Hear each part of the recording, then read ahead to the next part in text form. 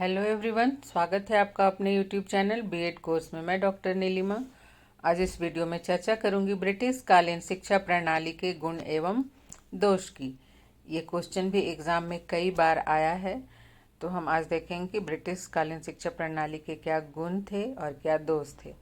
अगर आप बीएड के सिलेबस को हिंदी में समझना चाहते हैं, उसके नोट्स चाहते हैं, तो डिस्क्रिप्शन बॉक्स में लिंक दिया हुआ है, आप वहां जाकर देख सकते हैं। और अगर आप मेरे चैनल पर नए हैं तो इसे सब्सक्राइब करके बेल आइकन दबा सकते हैं, जिससे कि मेरे आने वाले वीडियो के नोटिफिकेशंस आपको मिल सकें। तो आइए शुरुआत करते हैं ब्रिटिश कालीन शिक्षा प्रणाली के गुण एवं दोष। जैसा कि सब लोग जानते हैं कि अंग्रेज भारत में व्यापार करने के उद्देश्य से आए थे, किंतु धीरे धीरे वो यहाँ के शासक बन बैठे। भारत में अंग्रेजों ने लगभग 200 साल तक शासन किया। अपने शासनकाल में उन्होंने जिस शिक्षा प्रणाली को भारतवासियों के लिए अपनाया, उसका गहरा प्रभाव यहाँ के जनजीवन पर पड़ा। इसका अच्छा एवं बुरा दोनों ही प्रभाव भारत पर पड़ा। कुछ विद्वानों का मानना है कि अंग्रेजी शिक्षा प्रणाली भारत में नव जागरण लेकर आई। इसके विपरीत कुछ विद्वानों के अनुसार हमारे नैतिक एवं सांस्कृतिक अधोपतन में सबसे अधिक योग अंग्रेजी शिक्षा ने ही दिया है। अगर ध्यान से देखें तो दोनों ही प्रकार के विचारों में, दोनों ही विचारों के तर्कों में काफ़ी सच्चाई है।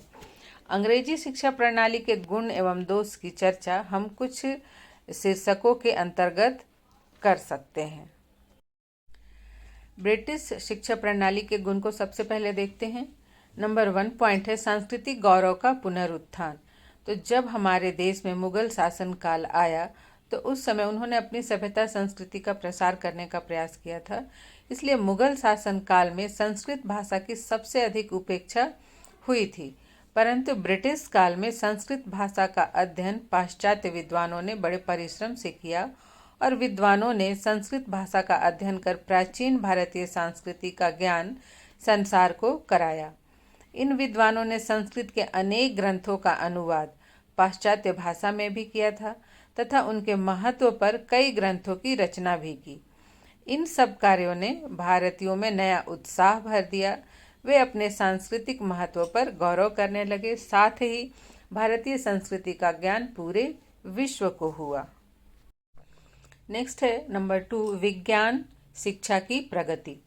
ब्रिटिश काल में अंग्रेजों द्वारा स्थापित जो अंग्रेजी विद्यालय थे, उनमें पाश्चात्य ज्ञान विज्ञान का अध्ययन विशेष रूप से कराया जाता था। भारतीय छात्रों ने पाश्चात्य ज्ञान विज्ञान तथा विभिन्न क्षेत्रों में आश्चर्यजनक सफलता प्राप्त की। उन्होंने पाश्चात्य ज्ञान को हासिल किया और सफलता की सीढ़ी पर चढ़ते गए। नेक्स्ट है सामाजिक चेतना का विकास। अंग्रेजी शिक्षा का सबसे अधिक प्रभाव भारतीय समाज पर पड़ा। लोगों में सामाजिक चेतना का विकास हुआ, जिससे अनेक प्रकार की सामाजिक कुरीतियों को नष्ट किया जा सका। जैसे उसी समय राजा राम मोहन राय ने सती प्रथा, बाल विवाह के विरुद्ध भी आवाज उठाई थी। अर्थात जो पाश्चात्य सभ्यता संस्कृति के ज्ञान से परिचित हुए तो उनके दृष्टिकोण में बदलाव आया। वे सामाजिक बुराइयों को देखने समझने लगे, सही गलत में अंतर करने लगे। नेक्स्ट है तार्किक दृष्टिकोणों का विकास। अंग्रेजी शिक्षा के प्रसार के कारण भारतीय न केवल अंग्रेजी ज्ञान से परिचित हुए, बल्कि पाश्चात्य सभ्यता संस्कृति के विचारों से भी परिचित हुए। उन्होंने पाश्चात्य ज्ञान विज्ञान को सीखा। अंग्रेजी शिक्षा ने भारतीयों के दृष्टिकोण को अत्यंत ही तार्किक और वैज्ञानिक बना दिया। अब वो किसी भी विषय या विचार को तार्किक दृष्टि से देखने लगे। नेक्स्ट है आर्थिक क्षेत्र में प्रगति। भारतीयों ने पाश्चात्य औद्योगिक विकास का ज्ञान प्राप्त करके वहाँ के औद्योगिकरण से उत्साहित होकर भारत में नवीन उद्योगों, नए व्यवसायों तथा कल कारखानों की भी स्थापना की।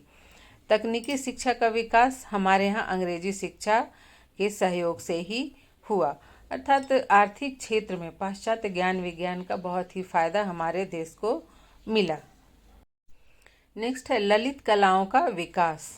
तो अंग्रेजों से पहले हमारे लिए जो अजंता, एलोरा, एलिफेंटा की गुफाएं हैं, वहाँ की कला का कोई विशेष महत्व नहीं था। परंतु अंग्रेज विद्वानों ने अजंता तथा एलिफेंटा की कला का मूल्यांकन किया और उन्हें संसार की महानतम कलाकृति बताया। आज हम इन जो अजंता एलोरा की गुफाएं हैं, वहाँ की कला है, वो हम उस पर हम गर्व करते हैं। ये भारतीय संस्कृति की धरोहर माने जाते हैं। नेक्स्ट है देसी साहित्य का विकास। तो जो ब्रिटिश शासनकाल के दौरान भारतीय भाषाओं के साहित्य में तीव्रता से प्रगति हुई। अंग्रेजी उपन्यास कला, काव्य कला, नाट्य कला में ने भारतीय साहित्यकारों को अधिक प्रभावित किया। अनेक लेखकों ने पाश्चात्य साहित्य से प्रभावित होकर महत्वपूर्ण ग्रंथों की भी रचना की। इस तरह से उस समय में भारतीय साहित्य एवं कला में बहुत ही प्रगति हुई। नेक्स्ट है स्त्रियों की दशा में सुधार। अंग्रेज जो थे वो स्त्रियों को आदर की दृष्टि से देखते थे। उन्होंने अपनी शिक्षा प्रणाली में स्त्री शिक्षा के विकास के लिए भी महत्वपूर्ण कार्य किए। इससे प्रभावित होकर भारत में भी स्त्री शिक्षा पर बल दिया जाने लगा, जिससे स्त्रियों की दशा में सुधार आया। हम देखते हैं कि वैदिक काल हो, प्राचीन काल या फिर मुगल काल हो, उसमें स्त्री शिक्षा पर बहुत अधिक जोर नहीं दिया गया था। स्त्रियां शिक्षा नहीं के बराबर प्राप्त करती थी। जो उच्च घराने के लोग थे वो अपने घरों में शिक्षक बुलाकर उनको शिक्षा देते थे, परंतु सार्वजनिक तौर से स्त्री शिक्षा की व्यवस्था नहीं हो पाई थी। किंतु अंग्रेजों ने स्त्री शिक्षा पर भी बल दिया, जिससे कि स्त्रियां भी शिक्षा ग्रहण करने लगी और उनकी दशा में सुधार आता गया। नेक्स्ट है नव जागरण। मैकाले के प्रयासों के परिणाम स्वरूप भारत में अंग्रेजी को शिक्षा का माध्यम स्वीकार कर लिया गया था। अंग्रेजी शिक्षा ने पाश्चात्य ज्ञान के द्वार भारतीयों के लिए खोल दिए। पाश्चात्य साहित्य के अध्ययन ने भारतीयों को यह बोध कराया कि वे कितने अंधकार में हैं। इससे भारतीय जनता के विचारों में नव जागरण आया। ज्ञान विज्ञान तो व्यक्ति के जो ज्ञान चक्षु हैं उसको खोलते ही हैं। तो जो पाश्चात्य ज्ञान है वो उसने भारतीयों के ज्ञान चक्षु को खोल दिया। नेक्स्ट है लोकप्रिय राजनीतिक संस्थाओं का विकास। अंग्रेजी शिक्षा के फलस्वरूप ही भारत में लोकप्रिय राजनीतिक संस्थाओं की वृद्धि हुई एवं उनका विकास हुआ। अंग्रेजी शिक्षा प्राप्त करके भारतीयों के मन में लोकतंत्रवाद की विचारधारा दृढ़ होती गई एवं प्रजातंत्र की संस्थाओं का क्रमशः विकास होता गया। जैसे पहले कांग्रेस की स्थापना हुई, फिर मुस्लिम लीग, इस तरह से कई राजनीतिक संस्थाएं स्थापित हुईं जो कि लोकतंत्रवाद की विचारधारा पर आधारित थी और बाद में ही स्वतंत्रता प्राप्ति के एक महत्वपूर्ण माध्यम बने। नेक्स्ट है शिक्षा के प्रसार के नवीन साधन। शिक्षा के प्रसार के नवीन साधन भी ब्रिटिश शासन की ही देन है। अंग्रेजों ने अपनी शिक्षा प्रणाली में मुद्रणालयों, पुस्तकालयों, वाचनालयों, रेडियो, चलचित्रों आदि को महत्वपूर्ण स्थान दिया था। तो जब हमारा देश स्वतंत्र हुआ तो स्वतंत्र भारत में भी इनका उपयोग शिक्षा के प्रसार के साधन के रूप में किया जा रहा है और वर्तमान में तो इनकी सहायता से शिक्षण को और अधिक रोचक बनाने तथा निरक्षरता को समाप्त करने का कार्य भी किया जा रहा है। नेक्स्ट है भारतीय पुनर्जागरण। भारतीय पुनर्जागरण का प्रमुख कारण अंग्रेजी शिक्षा ही है।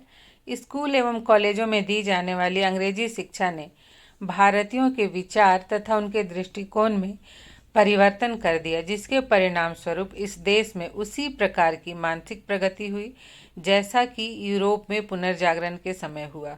वास्तव में भारतीय जागरण का सूत्रपात अंग्रेजी साहित्य, विज्ञान, आधुनिक दर्शन के अध्ययन से हुआ। नेक्स्ट है बहुमूल्य सुझाव।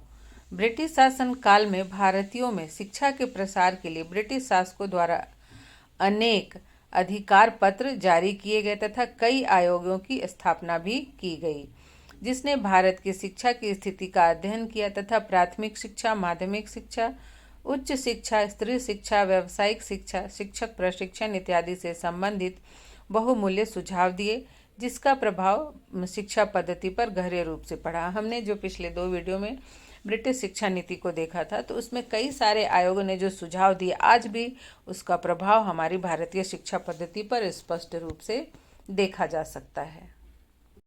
अब हम देखते हैं कि ब्रिटिश शिक्षा प्रणाली के दोष क्या थे। सबसे पहले भारतीय वातावरण के प्रतिकूल। अंग्रेजी शिक्षा भारतीय वातावरण के प्रतिकूल थी। अंग्रेज हमारे देश में उन योजनाओं तथा प्रयोगों को लागू करते थे जो इंग्लैंड में असफल हो चुके थे। यह एक विदेशी वृक्ष था जो भारत की भूमि में उचित प्रकार से पल्लवित नहीं हो सकता था। अर्थात जो भी पाश्चात्य शिक्षा थी तो वो पाश्चात्य सभ्यता संस्कृति के अनुकूल थी। हमारे भारत देश की सभ्यता संस्कृति, लोगों का रहन सहन सब कुछ बिल्कुल ही अलग था। तो जो ब्रिटिश शिक्षा प्रणाली थी वो तो भारतीय वातावरण के अनुकूल नहीं ही थी, इस यहाँ के वातावरण के प्रतिकूल थी। नेक्स्ट है शिक्षा के भ्रष्ट उद्देश्य। अंग्रेजी शिक्षा का उद्देश्य भारतीयों को शिक्षित करना नहीं था, अपितु अंग्रेज हमारे देश में ऐसे वर्ग को उत्पन्न करना चाहते थे जो रंग में भारतीय हों परंतु वेशभूषा में, आचरण तथा विचारों में पूर्णतः अंग्रेज हों। मैकॉले ने इसी उद्देश्य को ध्यान में रखने पर बल दिया था और अंग्रेजी शिक्षा का मुख्य उद्देश्य ब्रिटिश शासन में सहायता देने हेतु क्लर्क उत्पन्न करना था। नेक्स्ट है अंग्रेजी माध्यम के दोष। अंग्रेजी माध्यम से शिक्षा प्राप्त करने के कारण भारतीय पाश्चात्य साहित्य, संस्कृति, सभ्यता का ज्ञान तो प्राप्त कर रहे थे परंतु अपने देश के साहित्य, ज्ञान, संस्कृति से दूर होते चले गए। अर्थात उन पर पाश्चात्य सभ्यता संस्कृति का असर होता चला गया। नेक्स्ट है शिक्षा में भारतीय धर्म की उपेक्षा। अंग्रेजी शिक्षा का आधार पाश्चात्य धर्म तथा दर्शन था, न कि भारतीय दर्शन और धर्म। इससे छात्रों में भारतीय धर्म और दर्शन के प्रति महत्व कम होता चला गया था। जो भी पाश्चात्य शिक्षा ग्रहण करते थे उन्हें अपना जो हमारे देश का धर्म दर्शन है वो निम्न लगने लगा। नेक्स्ट है सार्वजनिक शिक्षा की उपेक्षा। अंग्रेजों ने शिक्षा के लिए निस्यंदन सिद्धांत को अपनाया था, हमने इसकी चर्चा की थी पिछले वीडियो में। उन्होंने सार्वजनिक शिक्षा की ओर ध्यान नहीं दिया, केवल उच्च वर्गों की शिक्षा की ओर ध्यान दिया, क्योंकि उनका प्रमुख उद्देश्य ही था शिक्षा के द्वारा ऐसा भारतीय वर्ग उत्पन्न करना जो प्रशासन में उनकी सहायता कर सके। इसलिए उस समय सार्वजनिक लोगों के लिए शिक्षा की व्यवस्था नहीं हो सकी, शिक्षा केवल उच्च वर्गों तक ही सीमित रही। नेक्स्ट है शिक्षा का मंद गति से विकास। अंग्रेजों ने भारत में लगभग 200 वर्ष तक राज्य किया परंतु देश की कुल 15% जनता ही साक्षर हो सकी। इस प्रकार से ब्रिटिश शासन काल के दौरान शिक्षा का विकास बहुत ही धीमी गति से हुआ। हमने जो उनका इतिहास पढ़ा तो उसको देख के ऐसा लगता है कि शिक्षा के बहुत सारे कार्य हुए, लेकिन चूंकि ये उच्च वर्गों तक सीमित थी इसलिए देश की कुल जनता का 15% ही साक्षर हो सका था। नेक्स्ट है स्वदेशी शिक्षा संस्थाओं की उपेक्षा। ब्रिटिश शासन काल के दौरान अंग्रेजी शिक्षा के प्रचार प्रसार के लिए कई स्कूल और कॉलेज की स्थापना की गई जहां शिक्षा का माध्यम अंग्रेजी था। तो इस दौरान स्वदेशी शिक्षा संस्थाओं को उपेक्षा का सामना करना पड़ता था और सरकार जो स्वदेशी संस्थाएं थी उन्हें उदारतापूर्वक अनुदान भी नहीं देती थी। इस समय उन्हें वित्तीय जो संकट है वो भी झेलना पड़ता था और जो लोग अंग्रेजी शिक्षा संस्थान से पढ़ते थे उन्हें नौकरियां भी आसानी से मिल जाती थी। तो कई ऐसे कारण थे जिससे स्वदेशी शिक्षा संस्थाओं को उपेक्षा का सामना करना पड़ा। नेक्स्ट है सामाजिक विषमता को बढ़ावा देना। अंग्रेजों के निस्यंदन सिद्धांत के कारण भारतीय समाज में सामाजिक विषमता बढ़ने लगी। उन्होंने जो ये सिद्धांत दिया था कि ये शिक्षा उच्च वर्गों को दी जाए और उनसे छन छन कर शिक्षा निम्न वर्गों तक आएगी, किंतु ऐसा नहीं हुआ। जो लोग पढ़ लिख गए, जो अंग्रेजी शिक्षा प्राप्त करके ऊंचे पदों पर चले गए, वो लोग पाश्चात्य सभ्यता का अनुकरण करने लगे तथा निम्न वर्ग के लोगों को हे दृष्टि से देखने लगे, जिससे इन दोनों वर्गों के बीच सामाजिक दूरी बढ़ती चली गई। आज भी हमारे समाज में आप देखेंगे एक अगर साधारण कक्षा भी है उसमें जो इंग्लिश मीडियम से पढ़े हुए बच्चे हैं और जो हिंदी मीडियम से पढ़े हुए बच्चे हैं, तो जो इंग्लिश मीडियम से पढ़े हुए बच्चे हैं वो हिंदी मीडियम के बच्चों को थोड़ा सा निम्न हे दृष्टि से देखते हैं। तो उस समय की तो बात ही क्या थी। तो ये इस तरह की सोच लोगों के मन में होती है जिससे कि सामाजिक विषमता उत्पन्न होती है। नेक्स्ट है नौकरशाही की जन्मदात्री।